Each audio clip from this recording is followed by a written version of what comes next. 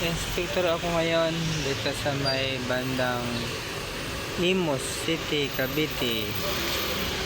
Yan, nag-inspection ako sa DSN Transport.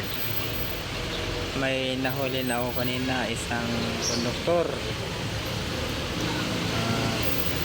Dilig lang naman, kaya lang sobrang layo na ng Lero. Almost 5 kilometers na yung isang pasahero, hindi pa rin sinisingil.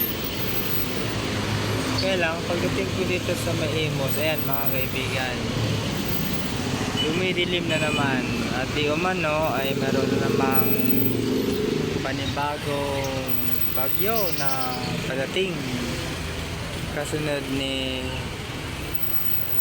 Christine. Yan, si Christine. Siguro ito yung jowa ni Christine.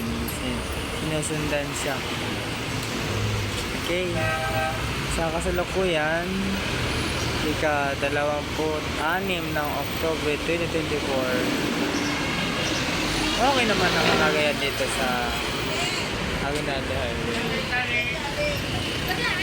Bumabaan ako doon sa isang bus na chinichik ko yung mga pasero. Iniisa-isa ko talaga. At ngayon ay naghihintay naman ako ng isa pang bus galing naman sa Manila. Ito nga, umaambo na naman dito.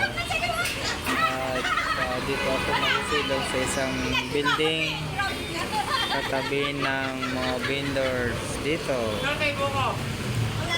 Nagbibinta si kuya ng buko at uminom na din ako ng buko. Mura lang mga kaibigan, sa halagang 10 piso tanggal po ang uhaw ninyo, gamot pa sa sakit sa bato. Ang hindi lang kayang gamutin ito ay sakit sa batugan. Ito yung sakit sa bato, nakatulong naman yung buko. Yan, ang buko, yan ang buko. Yan.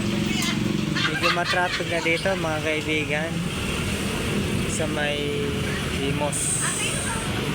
Yan, ito daanan ng mga pasero. Yan po. So, ante-ante lang. Itong parating ng bagyo mga kaibigan, nakasunod ni Christine. Ang pangalan daw nito ay Leon.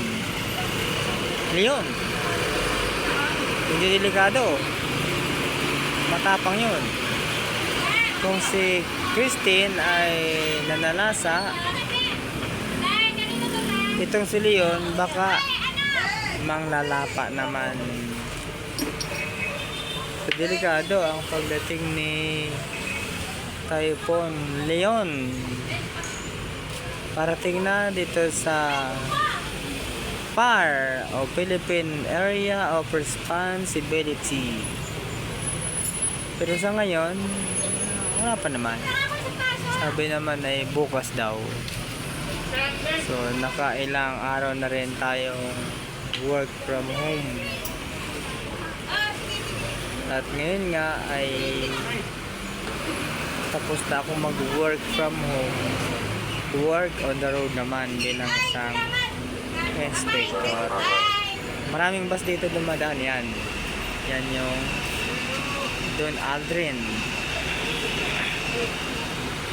Yun, Egypt. Yung Palatin Del TV. At marami pang iba.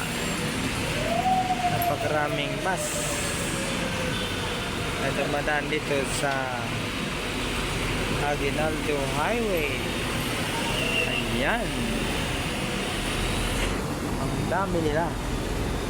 Pero yung aking bus na pinag-inspeksyonan, wala pa. Mabait naman yung mga conductor namin, kaya lang natutok sila para may pang merienda. o pangkain. Ika nga talbos-talbos lang. Kaya lang ang nagiging problema mga kaibigan, hindi lang talbos ang tinitira ng ibang doktor, pati ugat, pati laman dinadali nila, tinitira. So yun po yung inaagapan natin, nang sa ganon lumaki po ang income ng company. Okay, so antay-antay pa tayo, medyo matagal pa naman. Ayan, yung thinner man tumaan dito. Ito po yan sa Imus City, Cavite. Ito yung dating pag-ibig pan, pero ang nakapos na dito vendor fan. Dating pag-ibig pan, naging vendor fan. Ayan, dati yan o. Ito naman si kuya, bibenta ng buko. Mga pupunta dito, namimili na lang ng mga paninda ni ate. Wala nang pag-ibig pan, wala nang loan, pag-ibig loan, wala na. Okay, dito sila, ang dami naman dito. Okay.